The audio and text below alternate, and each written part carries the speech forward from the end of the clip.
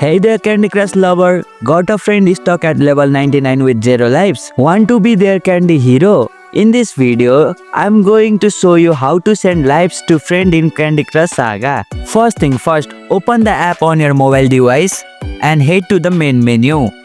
Once you are in the main menu, tap the heart icon at the top of the screen.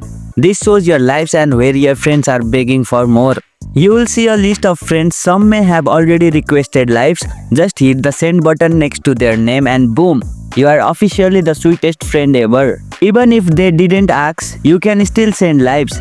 Tap send lives, select friend and sprinkle the love. Play in a squad or team. You can also send lives during team events and everyone benefits. Teamwork is equals to extra treat. And here you go, it's done. That's how you can send lives to friend in Candy Crush Saga.